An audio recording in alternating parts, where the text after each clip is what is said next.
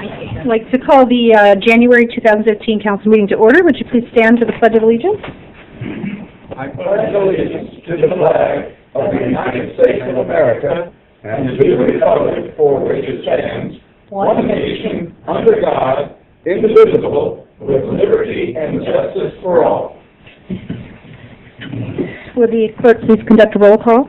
Heidi? Here. Blinker? Here. Nargi? Here. Reynolds? Here. Campbell? Here. Brown? Here. Williamson? Here. Downing? Here. Oldsmeyer? Here. Quorum present.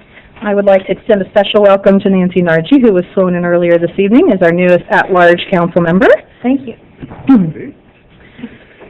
First up on the agenda is the election of officers, which for the City Council includes President and President Pro Tem. These are elected every year, and there are nominations for President first. Mr. Downing. I'd like to nominate Lauren Oldsmeyer for president. Thank you. Second. Thank you, Mrs. Williamson. Mr. I Campbell. move the nominations be closed and Mrs. Oldsmeyer be declared president by affirmation. Is there a second for that, Mrs. Williamson? Second. Okay. All those in favor of myself as president, signify by saying aye. Aye. All those opposed? Thank you very much. I appreciate the nomination. We will now do President Pro Tem. Are there nominations? Mr. Downing. I'd like to nominate Ron Campbell for president pro tem. Second. William, second. Any other nominations? the nominations. Is there a second, Mrs. Williamson? Second. Okay. All those in favor of Ron Campbell serving as President Pro Tem, signify by saying aye. Aye. All those opposed? All right. Congratulations, Mr. Campbell. Thank you for your service. Next up, we have the approval of the December minutes. Mr. Campbell? I move that minutes be approved as communicated. Thank you, Mr. Brown. Second. All those in favor of the minutes being approved as written, please signify by saying aye. Aye. All those opposed? Thank you. The minutes are approved. Presentations and disposal of claims. None. Presentation and petitions and communications. None. Reports of city offices on file at the city clerk's office. Clerk's office, November. Fleet maintenance, November. Waterworks department, November. Water pollution control department, November. And as a reminder to the public, all of those reports are on file in the clerk's office, and you are welcome to view those during regular business hours. We have one ordinance this evening for second reading. It was passed, ordinance 2014-34 was passed on first reading a few months back and was tabled to a time uncertain. We are now going to take a motion to remove that from the table, as we were told that the EPA has approved it as written, but they've changed their procedures, and now it must be approved through second reading before the final submission. Is that right, Mr. Talley? Okay. I will entertain a motion. Mr. Campbell? So moved. Mr. Downing? Second. Okay. It's been moved and seconded to remove it from the table. All those in favor signify by saying aye. Aye. Aye. Opposed? Okay, ordinance 2014-34 is now on the table for hearing. Mrs. Murray, would you please read that? Certainly. An ordinance amending the Lafayette Municipal Code pertaining to sewer service and wastewater control in the city of Lafayette by amending 6.01 by adding definition and amending 6.03.040, 24 by adding total phosphorus. Thank you. Mr. Talley. Thanks, Brad Talley, Water Pollution Control Department. This is the same ordinance that came to you in November. There's been no changes. Basically what we've done is we've added the definition for phosphorus and a limit for phosphorus so that we can continue to work our plan to meet our phosphorus limits that we have to meet in August of 2016. The EPA did change their protocol. In years past, everything came to you for first reading, went to EPA for their approval, and came back to be adopted by the council again. What they've requested now is that it go through second reading for you, and then if there are no changes in the second reading, they'll go ahead and approve it. We have preliminary approval from the EPA, so I ask for your approval. Thank you. Any comments or questions from council members regarding this ordinance? Did we actually move to hear it? We did not. Hold it off the table. Yeah. We've got it off the table. Well, then, Mr. Brown. Madam President, I move that we hear and approve ordinance 2014-34. Mr. Klinger? Second. All those in favor? Oh. All those opposed? Is it now able to be heard? Are we good? Right. Okay. Any comments from council members about this ordinance? No. Any comments from the public regarding this ordinance or questions? No? Okay. Nope, all right. I think we're ready for a roll call vote on ordinance 2014-34. Heidi? Aye. Clinker? Aye. Nargi? Aye. Reynolds? Aye. Campbell? Aye. Brown? Aye. Williamson? Aye. Downing? Aye. Ordinance passes 8-0. Okay, thank you. Thank you, Mr. Talley. Ordinances for first reading, ordinance 2015-01. An ordinance amending section 7.06.340 vehicle immobilization to include amount of service charge for wheel lock removal. What's the pleasure of the council? Mr. Clinker? I move we hear ordinance 2015-01. Mr. Heidi? Second. Okay, it's been moved and seconded to hear ordinance 2015-01. Mrs. Chesnick? Yes, the current ordinance provides for the city to be able to charge a service fee in the event wheel lock devices to be removed when someone has paid all of their fines and penalties. However, the ordinance does not state what that amount of the service fee is. We have charged, as a city, $25 for quite a long time, and this ordinance is basically just to set that $25 in the ordinance so it's officially in there for the service fee. Are there any questions from the council regarding ordinance 2015-01? I would like to ask the police chief how many times that wheel lock has been incorporated in the past year. Yes, please.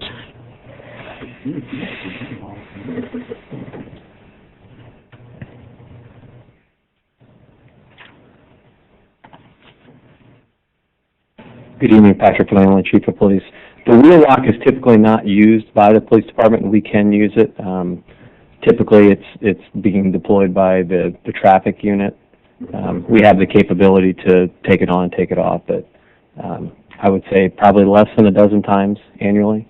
I don't understand what you mean. You can put it on and take it off, but you... We have the capability to do it, but it's not one of our primary responsibilities. We would assist in the use of it. Administration people do that? Correct. And are they within the law to do that? Yes. That's all. Thank you. Mr. Clinker? Ms. Chesnick, do we feel the $25 covers the cost of that? Yeah, the relevant department heads were asked about that when we were going to memorialize it in the ordinance, and everybody felt the $25 was a sufficient fee. Okay, thank you. Any comments from the public regarding ordinance 2015-01? Okay, seeing none, would the clerk please conduct a roll call vote?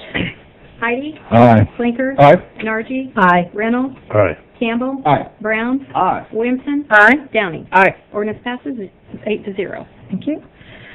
Moving on to the next ordinance for first reading, ordinance 2015-02. An ordinance to amend the zoning ordinance of Tippecanoe County, Indiana to rezone certain real estate from MB to GB, 1165 South Creasy Lane, Dan Bell, petitioner. Mr. Reynolds? Move to hear and approve ordinance 2015-02. Second.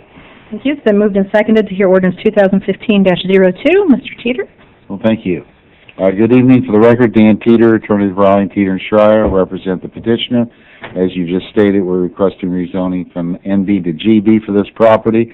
We received a favorable staff recommendation, a unanimous yes vote from the Area Planning Commission as well. Petitioner is wanting to move his motorcycle sales and service business from his Farabee location to this new location due to the higher traffic volumes on Creasy Lane. I will tell you that ACE Fire Protection is looking at his old building, so we believe there'll be no empty buildings in this exchange, which I think is good for the city as well. This present site has two buildings on it. A larger building is going to be used for his showroom. The smaller building will be used for service and repair in it. Most of the surrounding area is zone GB and I-3. We did some zoning in the last couple of years across the street, rezoned some of Bennett's greenhouse area to GB. This council approved that as well. The only unusual portion of this, excuse me, is the R1 to the north. That's been the Frontier Communication building. It's been used as commercial. I think that building's been there, I'm going to say, approximately 20 years. This particular site was part of that and was broken off a number of years ago. So I think that use is compatible because it's always been there. It's general business as well. He's going to have a number of motorcycle dealerships at this location.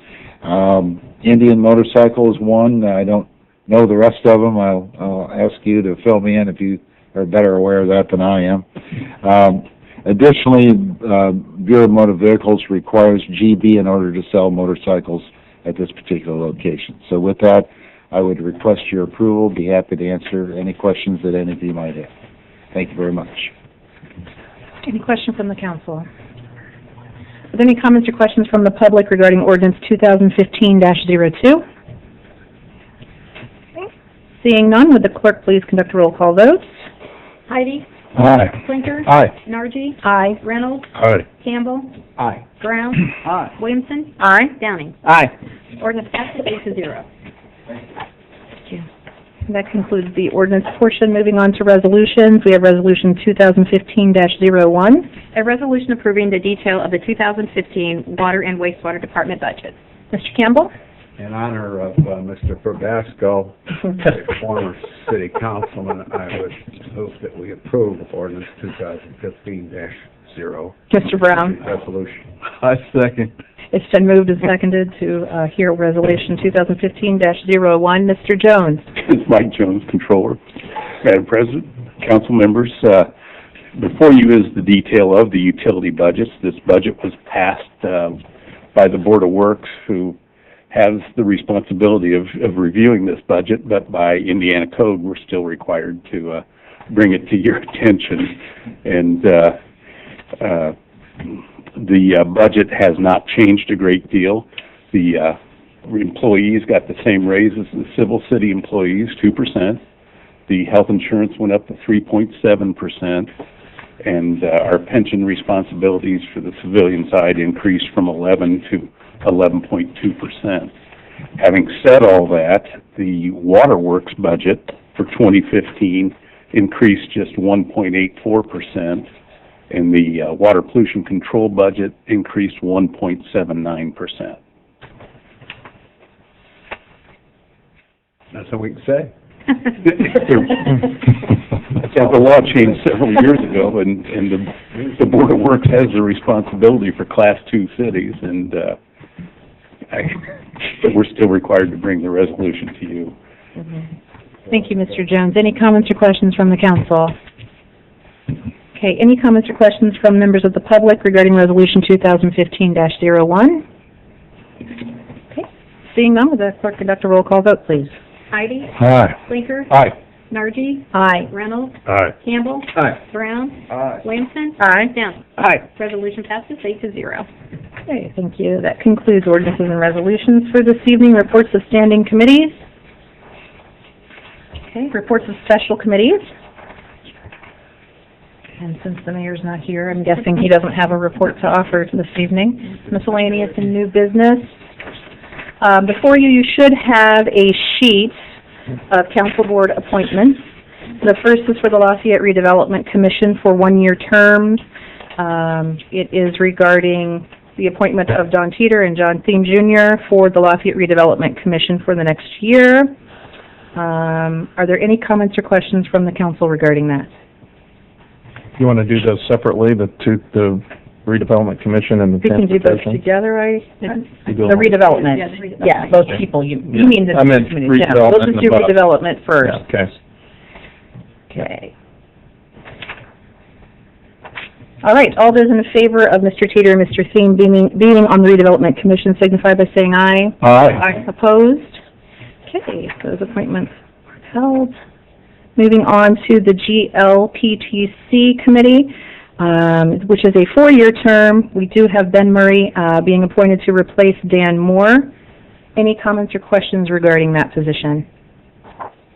Okay, all those in favor of Ben Murray being appointed, please signify by saying aye. Aye. Opposed? Okay. Also in front of you regarding council, you should have common council committee assignments. And I guess I would say speak now or forever hold your peace for the next year. There is one change with Mr. Campbell being placed as chairperson of the ordinance committee. You good with that, Mr. Campbell? Is that a yes? I think that was a clear yes. Yeah. Yes. Okay, thank you. Are there any reports of councilmen? Okay, moving on to the public comment portion of our meeting, I'd like to remind the public that you are limited to 3 minutes.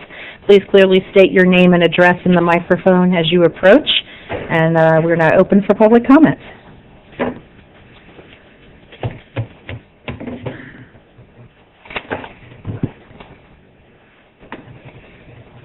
Thank you. Thank you.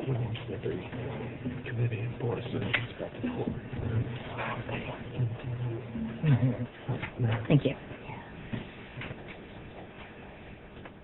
Thank you.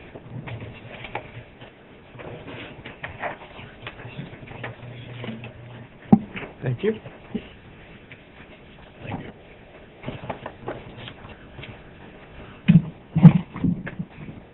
My name is Bill Miller.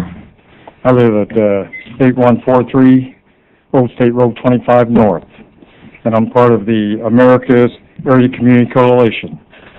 I've been here a couple other times to talk to you about the stone quarry that they're trying to put in at out on State Road 25 North. The vote is coming, the first page. They finally filled out all their applications to go forward, so we'll wait and see. It's set for January 28th. The last time I was here, they said you cannot do a resolution for the whole committee, but you can write as an individual. If you would like to write a letter to the BZA in support of us, here is the guidelines that they have written out. And it has to be signed and delivered no later than noon on the January 28th. The next page is just some bullet points that we've gone over before. And then the last 3 pages, again, is about the Taze River. I have 3 different drawings. You can see 2 of them. The quarry site is right at the Taze River. The 3rd one, it is a ways, maybe a mile. That's on the last page, the pink one. Exactly which one is exactly correct, I don't know. I'm not a geologist either. I do know if you have and use my fist, if the Taze is just on the outside and it's all compact, if you start digging a hole and make a hole, then you're going to start getting cracks. And water's going to go where less resistance. That's where I can explain it. The Taze River is also the water source for Lafayette, West Lafayette. It starts in North Carolina, goes up to Virginia, West Virginia, Ohio, Indiana, Illinois, and over into Missouri. And Lafayette is very fortunate that this is the widest spot of the whole river. What will happen if they tap into the Taze River? I don't know. Contamination, this is Lafayette's water supply. Why even take a chance on coming close? Even the 3rd drawing, let's say a mile away, if the blasting caused a crack in it, what happens? So I just want to thank you for your time. Thank you. Thank you, Mr. Miller. Thank you, sir. Thanks, Bill. Any other public comment this evening?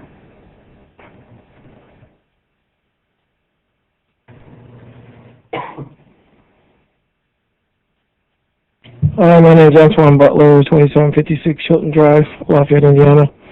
I would like to thank you for a few moments to talk about something that I think is important here in Lafayette.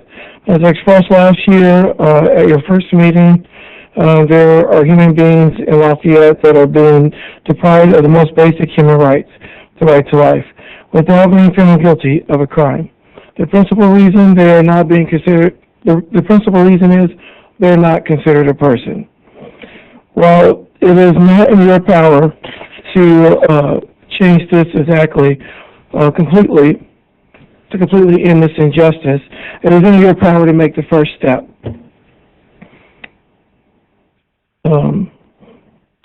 I'm calling on the members of the City Council, especially those who consider themselves pro-life, to pass or sponsor a resolution to amend the definition of person to include all human beings from conception until natural death. Based on the U.S. Code and Indiana laws, that's within your power.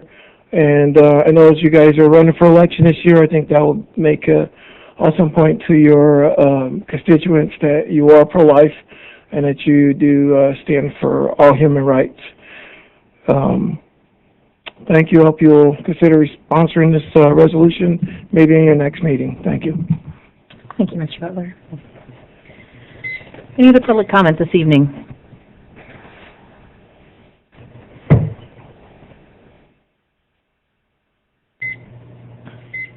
Good evening. Jeremiah Dole, 835 Main Street, Apartment 1.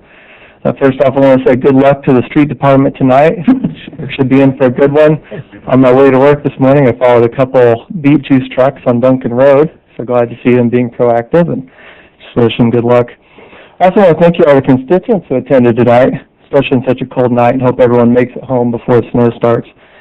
Getting involved at city council meetings is a very important, very valuable use of your time. And I'm here to announce another way to get involved and become political entrepreneurs.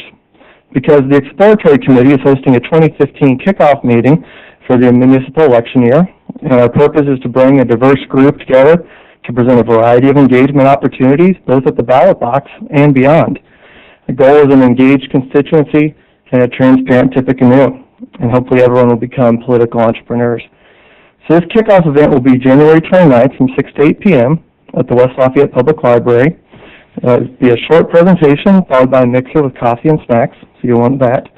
And it's free open to the public, so all constituents and elected officials are invited. Now this means you and everyone you know. Again, January 29th at 6 p.m. at the West Lafayette Library. And remember, attending or not attending will be a political statement. So I hope to see everyone there. Thank you.